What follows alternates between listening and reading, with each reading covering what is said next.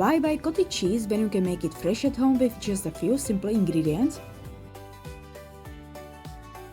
Welcome to Simply Food Recipes. Here is everything you will need. Pour the milk into a large pot and heat it over medium heat, stirring occasionally so it doesn't stick or burn. Keep an eye on the temperature with kitchen thermometer. Once the milk reaches 194 degrees on Fahrenheit, remove it from the heat. Add vinegar or lemon juice and gently stir for a few seconds. Either one works perfectly, so use whichever you have on hand. Within moments, you will see the milk separate into soft curds and whey. That's exactly what you want to see.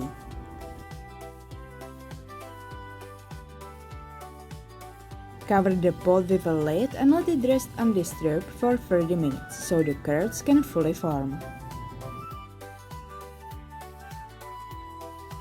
Place a fine strainer lined with cheesecloth over a large bowl, then carefully pour everything into the strainer.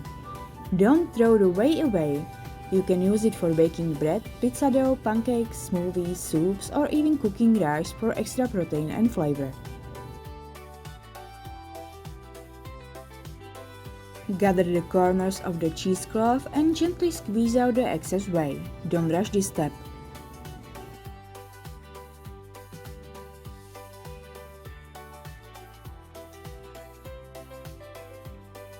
Rinse the curds under warm running water while gently squeezing them.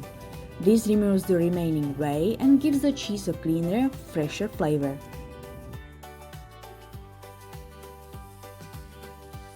Give the cheese one final squeeze to remove as much liquid as possible. Then transfer it to a bowl. Use a fork to gently break it into soft, fluffy curds. Season with salt to your taste.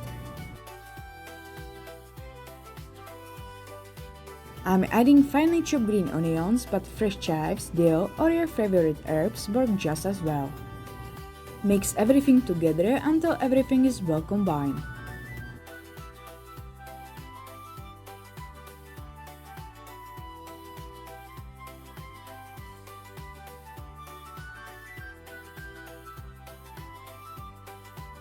Transfer your fresh cottage cheese into an airtight container and store it in the fridge until you are ready to enjoy it.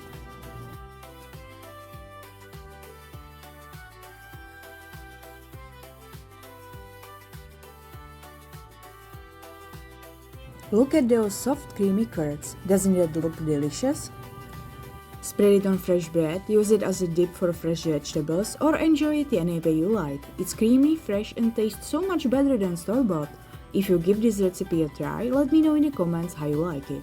Thanks for watching Simply Food Recipes. Don't forget to like, share and subscribe. See you in the next one.